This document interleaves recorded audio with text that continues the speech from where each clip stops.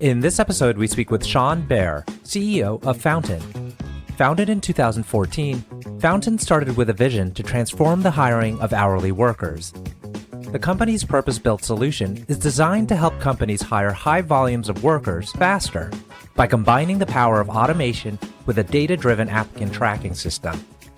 The company is backed by B Capital Group, Softbank, DCM Ventures, and Combinator, among others. Sean joined Fountain as CEO in 2020. Prior to joining the company, he served as CEO and founder of Stratim, an intelligent mobility and fleet infrastructure platform powering the future of transportation. I'm your host, RJ Lumba. We hope you enjoy the show. If you like the episode, click the subscribe. Sean, thank you so much for taking the time to chat with us today. Absolutely, RJ. It's great to be here. So I thought we'd kick off with actually what Fountain does, because it's a timely conversation to be speaking with you. Frequently, people talk about how hard it is to find the right employees, particularly in the sectors that Fountain is relevant for. And you have a fantastic volume coming through your platform. I think it's over 1 million workers annually that you're able to place, globally. So can we talk about the Fountain solution and the power behind it? Yeah, absolutely. I think it's a great place to start. I think if you even step back kind of to the big macro picture, right? You're hearing lots and lots of companies right now doing layoffs, doing cost reductions, hiring freezes, those kinds of things. Those are primarily focused on knowledge workers. I mean, most of the companies that you hear about are sort of doing hiring freezes within the world of knowledge worker, people who sit behind a computer, people who, spend their time on Zooms, and people who write spreadsheets and documents and things like that, really critical in the world of work. What you typically don't hear about is layoffs or hiring freezes in the hourly work, the frontline workers, right? That's a market that has continued to grow and continues to see lots and lots of opportunity, creating lots of challenges for companies to hire enough hourly workers. Whether you own a warehouse, whether you're doing deliveries of packages and food, whether you're operating a healthcare organization and you need nurses and nurses assistants, or a nursing home or a call center, these frontline workers who are kind of doing everything from retail to call centers, it's a really, really difficult hiring market, which is great for the worker, by the way. It provides a lot of opportunity for these workers. Workers in the hourly work world have never had as many options for employment, which is a great thing for us. It makes it really painful, though, for companies who are trying to hire. While they may be thrilled about the new opportunities arising for hourly workers, it doesn't make their day job any easier of filling their store or making sure they have enough cashiers or sales associates. So Fountain is really focused on that problem. How do you make sure that if you're a company who is hiring lots and lots of hourly workers to power your business, how do you make sure you have enough of them? How do you make sure you're fully staffed? And our software does just an incredible job for our customers. And we have hundreds of customers around the world of helping them get fully staffed in their stores, in their warehouses, in their call centers, in their delivery networks. And when you do that, it makes a massive impact for the business. They go from paying overtime and being late and having people overworking themselves to, all right, our business is operating really well. And so that's Fountain's mission. We're out to open opportunities for the global workforce and help organizations that need these hourly frontline workers. Those are the people we're focused on. It's super interesting because 10 years ago, or even 20 years ago, as technology and the internet was coming about or really starting to boom, people thought, frontline workers, the lower skilled or more commonly skilled workers, those are going to be the ones who are displaced. But in fact, it's the opposite. It's like we need this line of workers, and the pain is particularly acute, say for restaurants or for a landscaping company, or I can rattle off other areas, but frequently, and I've seen this, like you go to a restaurant and they can't seat the tables because there's no waiters, there's no servers. How are you able to find those people? And where did those other people go that left these jobs? I mean, are they working for Uber and DoorDash? Yeah, it's a really astute point, RJ. Like, I think we had all thought oh, the internet and the power of technology is going to replace these hourly frontline workers. And I think that actually, to your point, the opposite has happened. What's interesting about it is if you think about going back 10 years ago or 15 years ago, most hourly workers walked into the restaurant, asked to speak to a manager, got an application, filled out the application. If you're old enough like me, you walked into a fast food store and you sat in the booth and filled it out in pen and then handed it to the manager and said, I really would love to work here and make French fries or hamburgers or tacos or whatever your particular job was. Those days are gone. What's interesting about it is that worker who used to walk into that fast food restaurant now has a phone, smartphone. They're online looking for jobs way before they walk into the fast food restaurant. They've also got apps like Uber and DoorDash and Instacart, and they also have an Amazon warehouse down the block that's paying $15 an hour. And then they also have Target, and they've got Taco Bell and McDonald's. So it's all the traditional companies coupled with all of these new things and new ways that I can make money. That makes competition for that labor really, really challenging. I think if you think about the truths that have been true for a long time, it's companies always knew that hiring hourly workers is important, but they always felt like it was relatively easy. If somebody quits, we'll just replace them. It's easier to just replace them. The problem is it's not easy to replace them anymore. And so companies need to find new ways to attract them, new ways to retain them. And so it's kind of what's happening behind the scenes. Why is it so competitive? Hourly workers just have more options. And so you can't just count on them showing up at your front door. How Fountain typically solves this problem is we would tell you, regardless of whether you're working with Fountain, which obviously should be a shameless plug for Fountain, but moving quickly with the people you want is probably the best advice I could give to anyone who is trying to hire. And the reason is that in the world of knowledge work, you want to probably be slow and methodical in your hiring process. You want to take time. You're only hiring one person for this role. You want to take your time and find the perfect person. If you're hiring 10 workers for a warehouse shift and you find somebody who can work the shift hours you need, who lives relatively close to your location, who's over the age requirements you need, and has warehouse experience, you need to sprint. Mm-hmm. You need to sprint as fast as you can to hire that person, because I can promise you, your competitor is also going to sprint. Mm-hmm. And in these kinds of roles, whoever gets to those highly coveted workers first just has an unfair advantage, right? Mm-hmm. It kind of makes sense, right? If you are applying for 3 jobs or 5 jobs, and in some cases 10, if one person gets to you within that couple of hours, seems like they're legit, seems like it's a good place to work, if 4 days later you hear from another company, you're like, look, I'm already far down the path with company A. I'll keep you on hold. I'm not going to do anything with you, though, because I'm going to go work for A. So right. Kind of speed is the thing that really helps. And obviously, technology can bring a lot of value there, Fountain being one great example of that kind of technology and automation and speed. And with the speed of hiring, does Fountain also have a training module such that a company can say, like, okay, you're hired, like literally halfway through the conversation, they could say, you're hired. When can you start? And by the way, on Fountain, please complete the training modules. Correct. We view our job, our mission, right, to get somebody from, I might want to work for this company, to showing up for the first day of work. And anything we can do along that path, including signing paperwork, handling government forms, scheduling your interview, accepting your job offer, getting trained, schedule your orientation, directions to the location for your first day of work. Those are all things that we would say absolutely want and are included inside Fountain, with the singular goal of, you found that person that has that perfect experience to power your business. Let's make sure that between the day they're starting their application to the day they actually show up for the first day of work, we want to make sure they have just a great experience throughout that entire process. Excellent. Now, one would think that there could be fairly frequent turnover, just given the types of jobs that are on the platform. Are you able to kind of retain that community of workers, or is it quite a few that just drop off for one reason or another?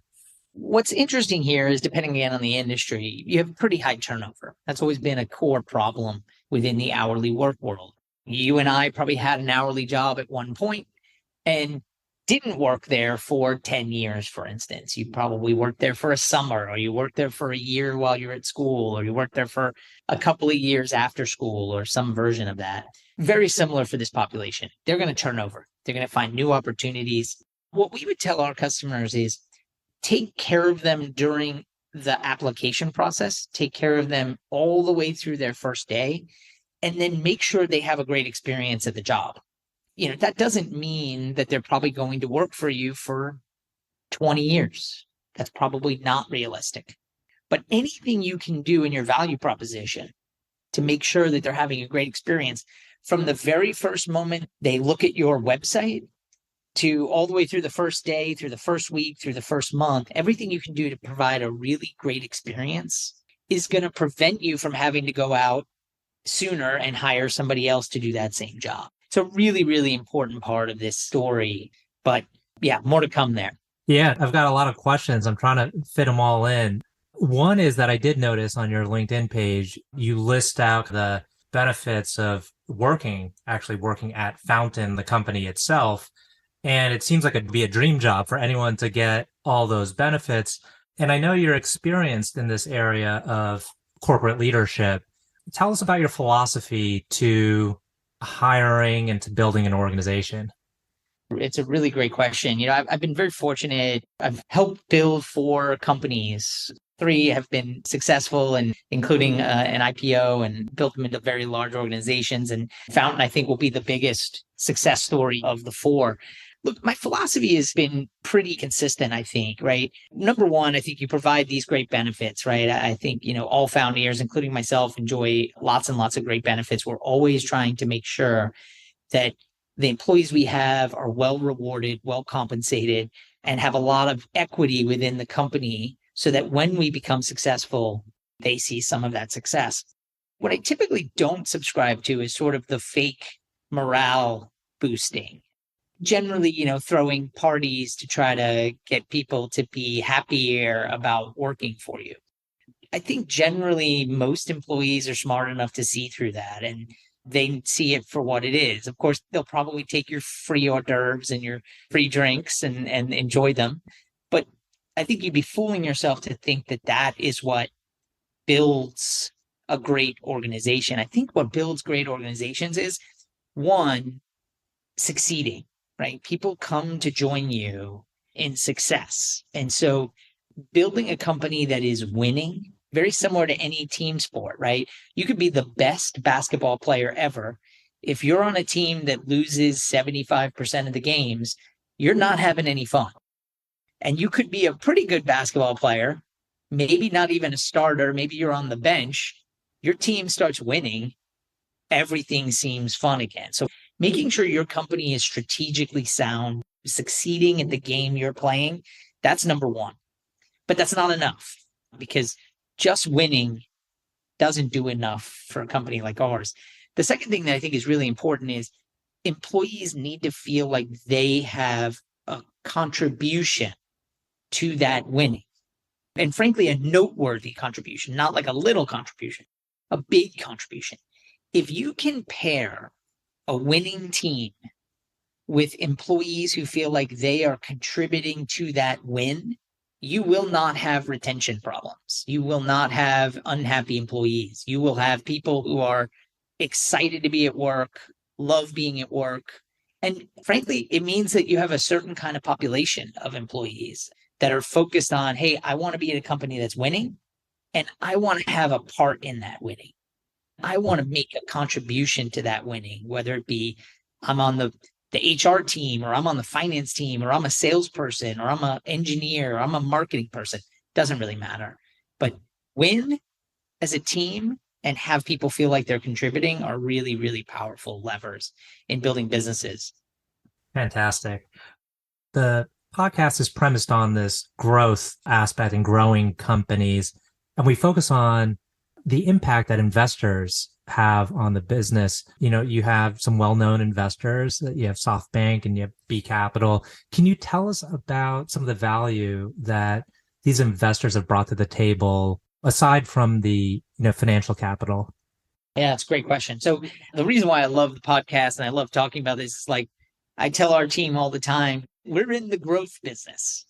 There are some companies that are not in the growth business, right? There are lots of older public companies that pay a dividend. And they're not in the growth business. They're in the profits business.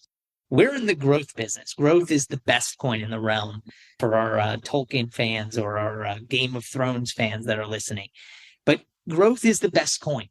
Now, what's interesting about 2023 and frankly, the latter half of 2022, and I believe going forward for a period of time here, it's not growth at all costs. It's smart growth. It's sustainable growth, which I think is really healthy for most technology companies right now. Is you still have to grow. Growth is still the coin, but it needs to be sustainable growth. It needs to be something that you can do reliably, that you can do with the capital you have, and put yourself in a position to one day generate free cash flow for your investors, gross margin for your investors. I've been really fortunate. The investor base we have at Fountain, we've raised over $200 million for the company. Our investors, obviously, we love their capital. We deploy it really well to, again, build that sustainable growth. But they're also really, really astute leaders in their own right. They help us think through what are the next steps strategically. So that's kind of one half of it, is helping me think through, and the leadership team here think through, where do we want to go over the next 12, 24, 36 months, right? And how does that compare with other companies that might be doing similar things? The great thing about most great investors is they have a pattern recognition that I'll never have. I have patterns from the 4 companies that I've helped build. So I've got some patterns, but our investors see hundreds of companies in their career. And so their pattern recognition, their ability to say, I've seen this before, here are the 2 things to look out for. That's been really, really helpful. I think the other thing that's great about our investors, they are smart enough to provide amazing strategic insight and pattern recognition and comparables to other companies, and even smarter to sort of stay out of the way of the day-to-day operations of the business. You found a great investor when they know that they can help out strategically, but they're not trying to help you kind of manage the day-to-day. And I'm very fortunate that our investor base is highly supportive of Fountain and lets us run the business. It's interesting because on one side of it, it's, I guess, a marketplace or a network of sorts where you're matching buyer and seller. And the other part to it is it's a software platform to enable that kind of seamless workflow of hiring and training and retaining. What's been the most challenging aspect of really thinking how to scale this business and kind of like enter into what some call escape velocity? I'll give you an example. We had sold the software to very small businesses a number of years ago, selling to kind of an individual restaurant, for instance. And we did that. It was going okay. It was not great. And there's a lot of reasons for that. But generally, selling software to the SMB market is a challenging business. Small business owners have a tough time as it is beyond paying software fees for things. And it was one of the businesses I actually killed here. I basically decided that was not going to be our focus. Maybe not forever, because I know Fountaineers may be listening to this. I'm not saying we'll never do that, but I'm telling you that's not what we're doing today, is focusing on that part of the business. I think a little bit about the trend of like product-led growth, right? And how do you get a freemium model or things like that in terms of how do you scale growth? I think one thing that we've seen is the solution we have is really perfected via an enterprise sales methodology. And so we're looking at improving our sort of enterprise sales capability versus sort of like the freemium model or kind of going door to door with small businesses. There may be some other companies that want to go do that, and I wish them well on that journey. Got it. Okay. Well, we're coming up on time. I've got 2 final questions that I typically like to ask on these interviews. One is, can you tell us about a book that you've read that has had an impact on you, or you can simply provide a book recommendation? Let's see, what have I read recently? I just read Power Failure, which was William Cohen's book on GE, which was really, really amazing to read. I had read a bunch about Jack Welch a couple of years ago, but this Power Failure book, by the way, if you haven't seen it, it's not for the faint of heart. It's 700 plus pages. So you've got to be really dedicated and you really have to be excited about the intricacies of running a business, or else you will probably give up at some point. But one of the things I found interesting about the book is GE was in the 50s and the 60s and the 70s and the 80s. It was like Google and Microsoft combined. It was the most valuable company in the United States of America, right? And obviously it's come upon hard times. That's one book that I've read recently that I found really, really interesting for readers. That's a timely book, I would say. Another one that's really interesting is I reread the Challenger Sale, which is, I think, a seminal work in helping companies figure out how to sell their products better. And it's been really, really powerful to go back and reread it and dive into it. So those are some things that I found really interesting. Last question. Can you tell us about a person you admire? It doesn't have to be a business person. It could be someone in another domain. It's a really great question. Who do I really admire? I tend to look up to CEOs that are out to make a profound difference on this planet. And, you think about the founder of Patagonia as somebody who, boy, what an impact, right? That you can have on this earth, right? An impact that probably will outlast your brief moment on this planet. I always think about the statement, I don't know how it goes exactly, so I'm going to kill it, but a wise person plants elm trees under which they will never sit under that shade. Mm-hmm. Right? They're planting something that someday somebody will sit under those trees and have some shade, but not in their lifetime. And so you're sort of planting something for the next one. So maybe not just the founder of Patagonia, but anybody that's out who is trying to do something that is going to outlast them being on this planet for this short time we all get here is really inspiring and somebody I look up to. Good note to end on. Well, Sean, want to thank you again for taking the time. I know our audience will find this very insightful. RJ, great to have me. Thanks so much.